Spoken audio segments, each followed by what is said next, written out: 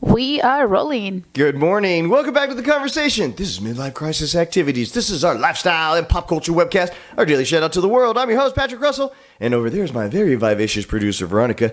Together, we're here to lend our voices to the noise from a multi-generational perspective to help explain everything that's right and wrong in this world. Good day to you, Veronica. Morning. Wow, a hot topic. You know I couldn't pass this up.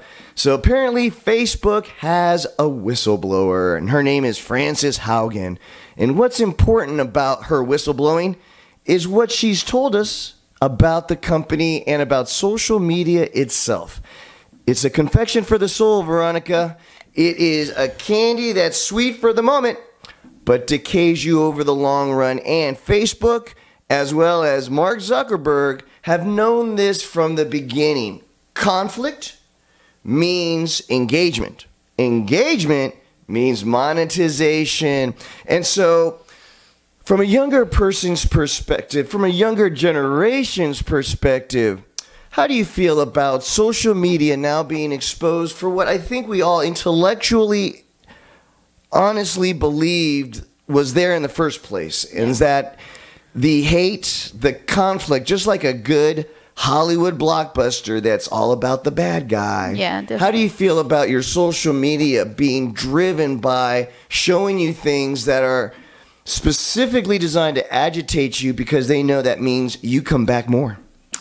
So first of all, let me kind of just confirm. This is a former employee, right? So once again, why not before and now that she's not an employee based on what I understood, right, on the story?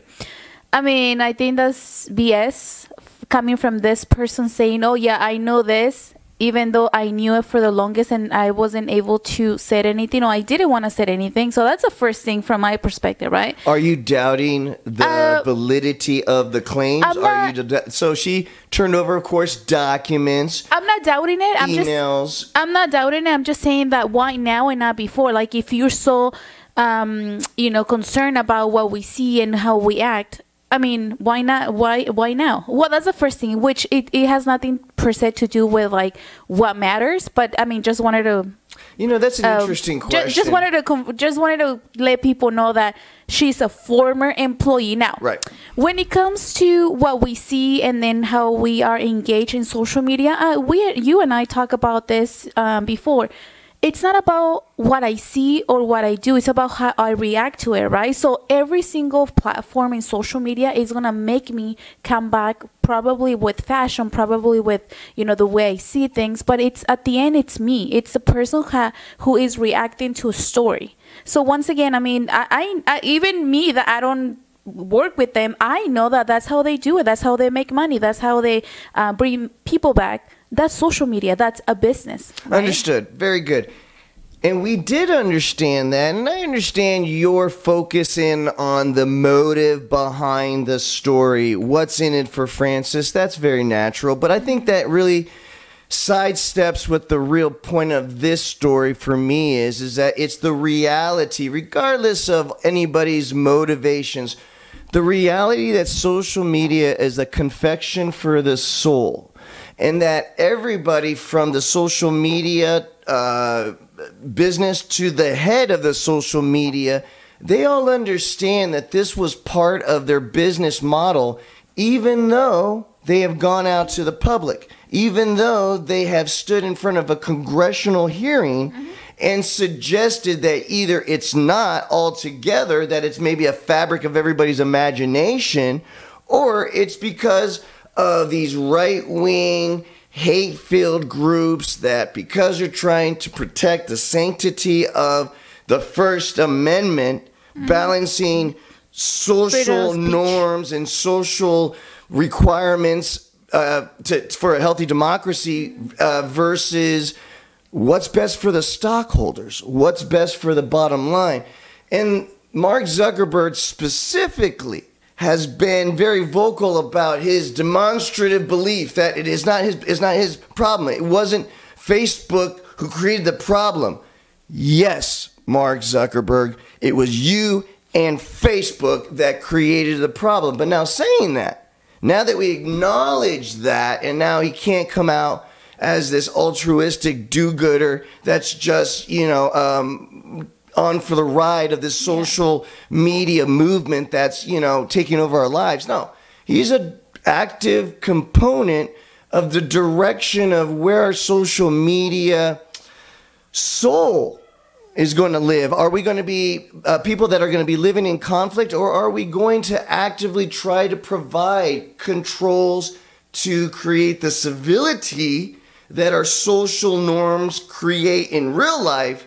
Are we going to try to replicate those on the metaverse? And if so, do we have to now highlight these types of corporate strategies and now regulate that too? So from a younger generation's perspective, what are your thoughts on regulating the metaverse in order to combat the natural conflict of interest that these corporate social media platforms are intentionally creating in order to monetize their business?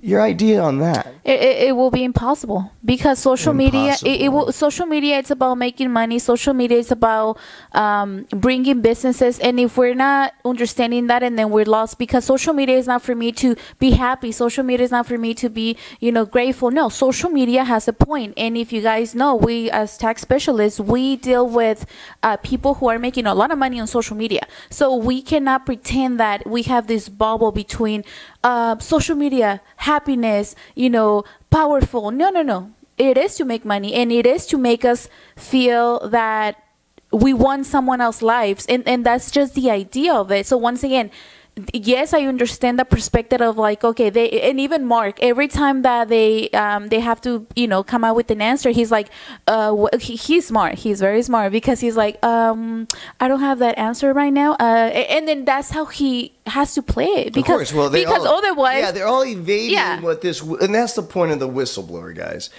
The idea of the whistleblower, beyond anything else, is to now that none of these titans of social media could sidestep the question of, do you think social media at this point, the way you create conflict of interest in order to drive engagement, is it bad for society? They can't sidestep that question. The answer is unequivocally, yeah, we know.